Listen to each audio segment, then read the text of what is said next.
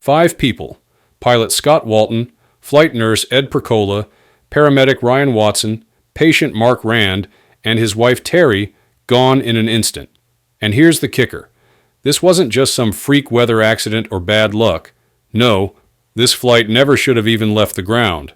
The weather was brutal, the crew was green, and the operator's safety net had more holes than Swiss cheese. And when the NTSB dug into the wreckage, what they found wasn't just tragic, it was infuriating. Here's what happened to November 273 Sierra Mike.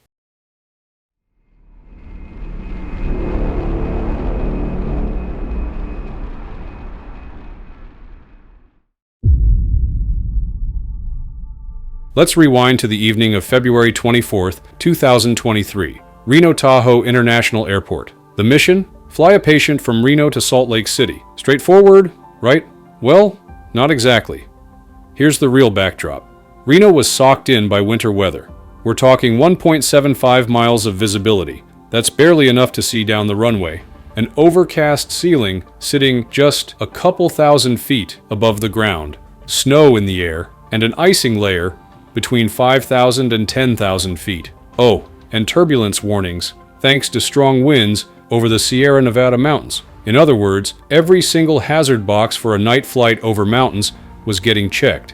And here's the part that blows my mind. This exact mission had already been offered to another Guardian flight pilot earlier in the day. He looked at the weather and said, "Nope, not happening." Another air ambulance operator, same airplane type, same general route, also turned it down. Their reason? Snow drifts, high winds, Reno below minimums. That's aviation talk for this is a terrible idea. Now, company policy said that if another pilot or operator had already refused a mission for weather, that info must be passed along to any crew later offered the same flight. Guess what? That never happened. So Scott Walton and his crew never knew they were stepping into a mission that two other teams had already flagged as unsafe. And that lack of transparency is more than just a minor slip-up.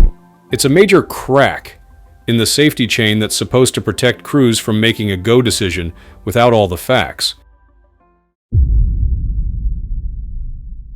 Even before takeoff, there were little hints that this night wasn't going to go smoothly.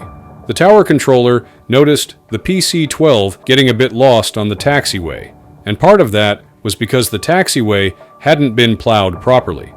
Snowbanks, low visibility, and night conditions can turn even simple ground movement into a game of where the heck am I? Once airborne, the flight was cleared to follow the Zephyr 7 departure, basically a GPS-guided route to get them away from the airport and up into the en route structure. About 1 to 3 minutes after takeoff, something odd happened. The autopilot disconnected. Now, for anyone who's not a pilot, the autopilot in an aircraft like this is more than just cruise control. It's an essential workload reducer in bad weather, especially at night. Without it, the pilot has to hand fly, constantly monitoring pitch, bank, altitude, heading, all while talking to ATC and watching for any system issues.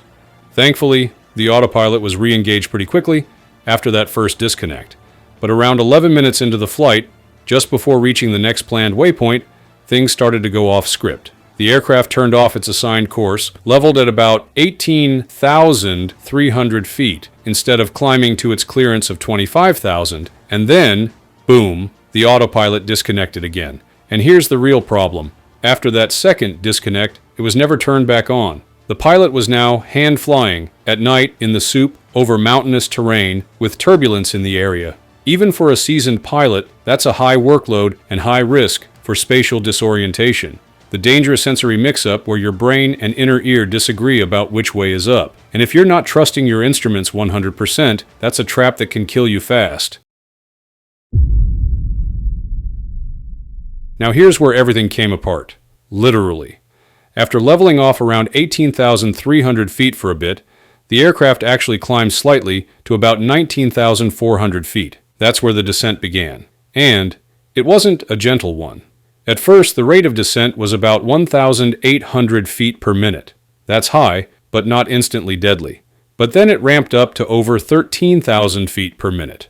Let me put that in perspective. So that's basically diving toward the ground at over 140 miles per hour vertically. And this wasn't a straight dive, the bank angle was tightening. This is what pilots call a graveyard spiral, a disorienting, tightening turn where your senses tell you one thing, but the airplane is actually doing something completely different. The PC-12 started shedding parts before it even hit the ground. Investigators found right wing sections, tail components, and other debris scattered across almost a mile of desert. That's classic structural overload. The airframe simply couldn't handle the G-forces of the spiral anymore. And here's the kicker. Engine data showed the turboprop was running at full power until impact. So no, this wasn't an engine failure. Residents on the ground said they could hear the plane in distress through the winter storm. And they weren't exaggerating.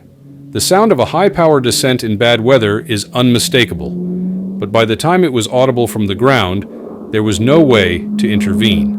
The airplane was already past the point of no return. You might be thinking, okay, but isn't this exactly what professional pilots are trained to handle? Well, yes, but training and reality aren't always the same thing, especially here. The pilot, Scott Walton, had just over 2,100 total hours, but less than 95 in the Pilatus PC-12. And those hours matter. Each aircraft has its quirks, and the PC-12's single-engine turboprop setup, its avionics, and its autopilot system take real time to master. On top of that, he was a float pilot, meaning he rotated between different bases around the country instead of being permanently stationed somewhere.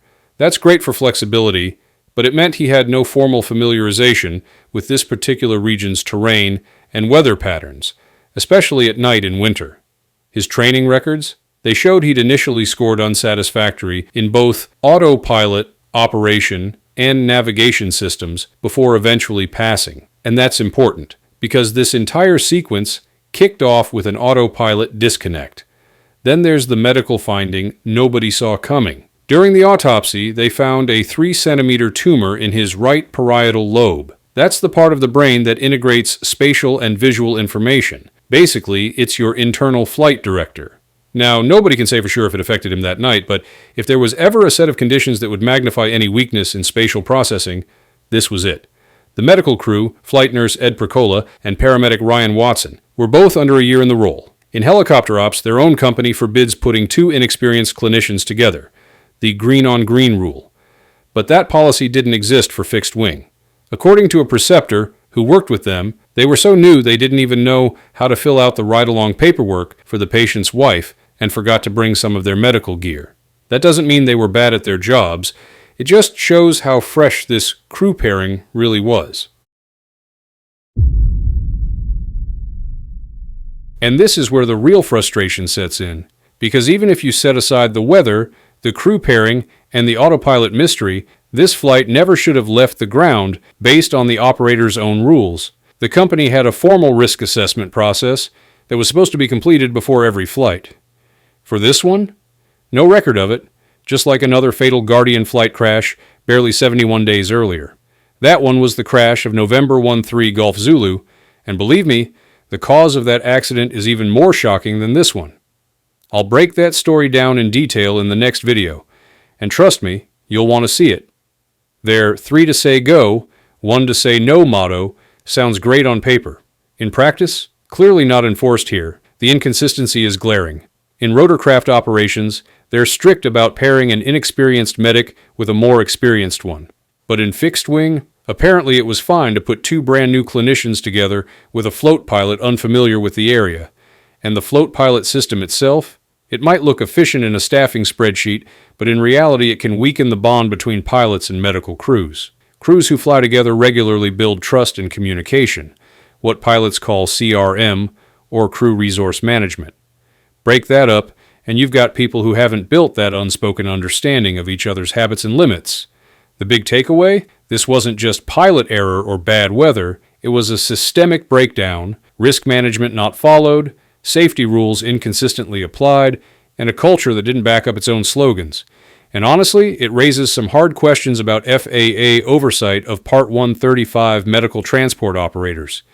If the same company can have two fatal accidents in just over 2 months with the same procedural failure, that's not coincidence. That's a serious structural problem.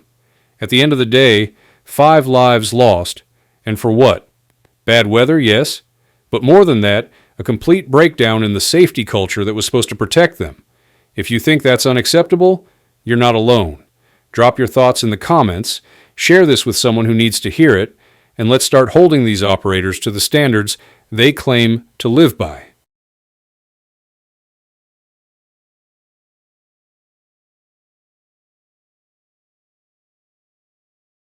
In the dead of night over the Pacific, a medevac King Air starts banking harder and harder until it's almost on its side, diving toward the water at thousands of feet per minute. In just minutes, 3 lives are gone. You'd think the real story is just about one piece of failed equipment, but nope, that's only part of it. The truth is uglier. This crash didn't start at 13,000 feet. It started years earlier, with an operator who ignored problem after problem until one night over dark ocean there was no margin left.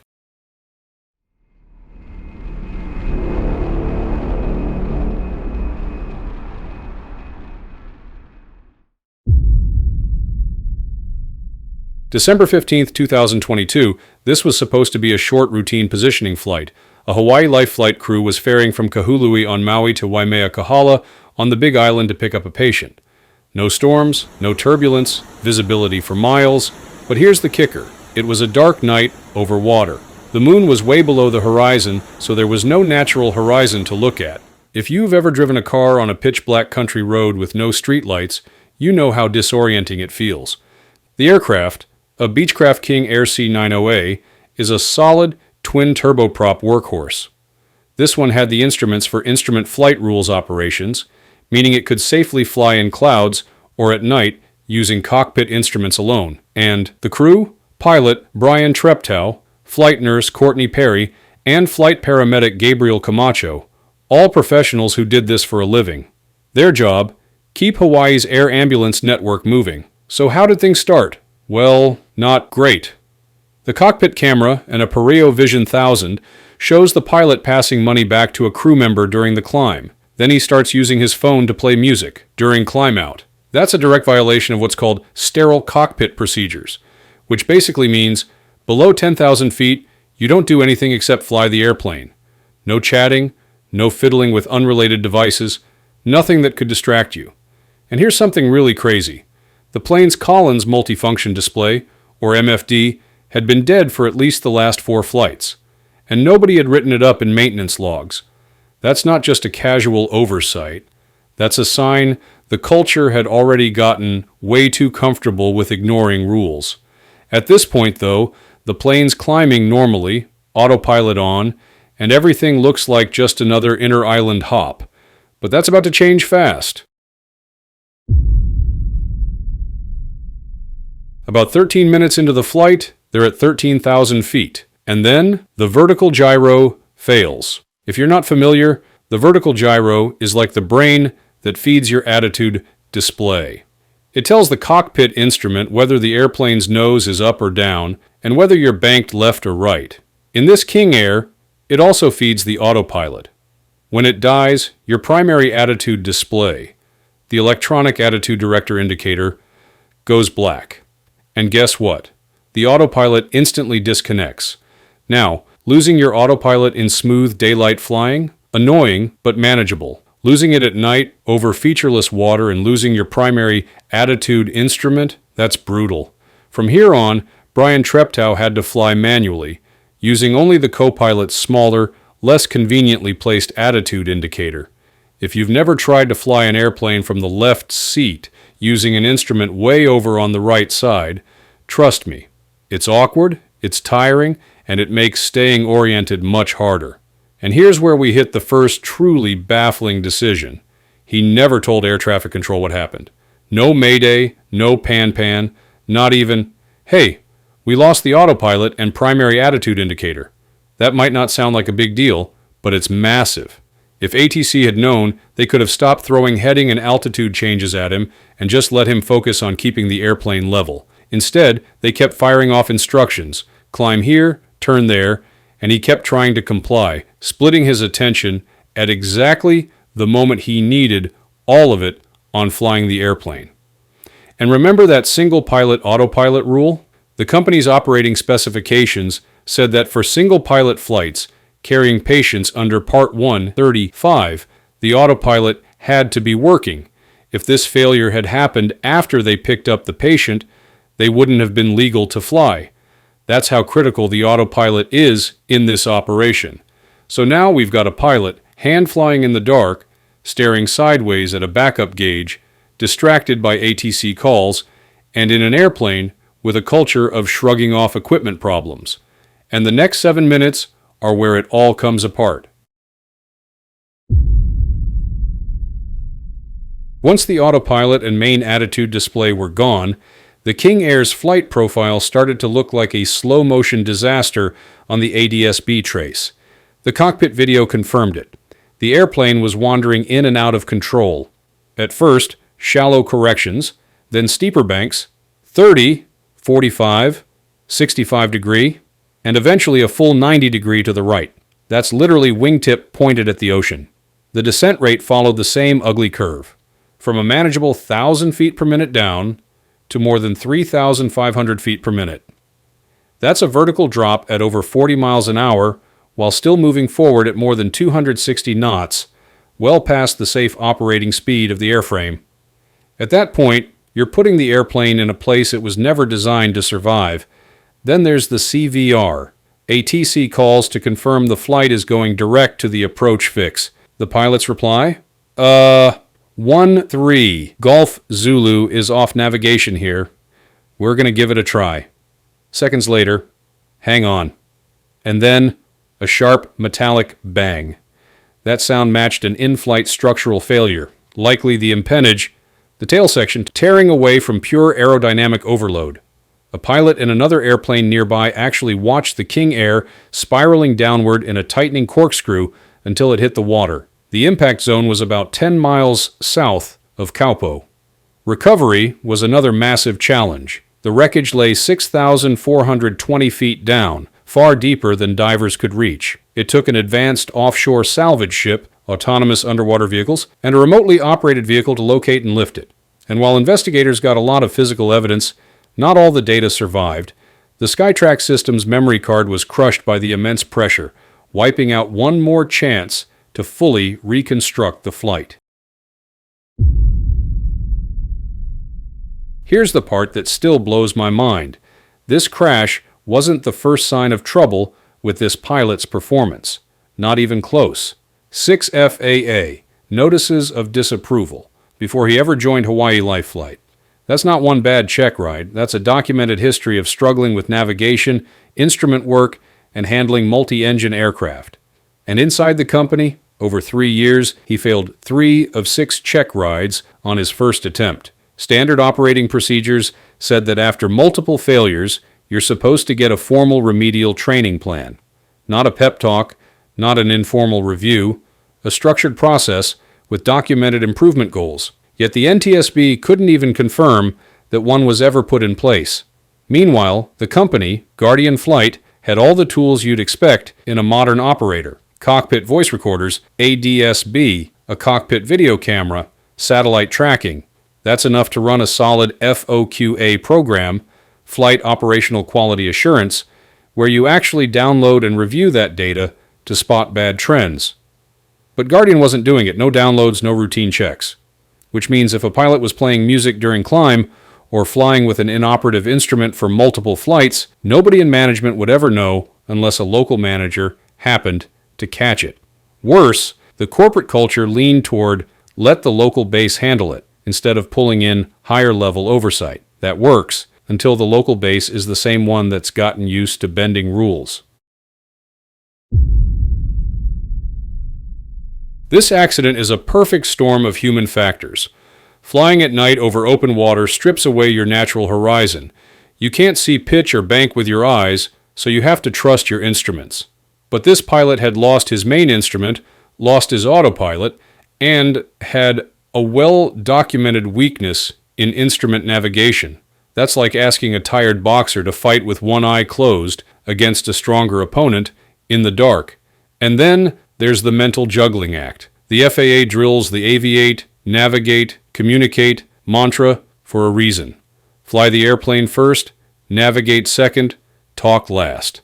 But here, with no emergency declared, ATC kept up with frequent instructions, and the pilot kept trying to follow them, instead of locking in control first. That's a fatal inversion of priorities. When the wreckage sank, it didn't just take 3 lives. It also knocked Hawaii's medevac system off balance.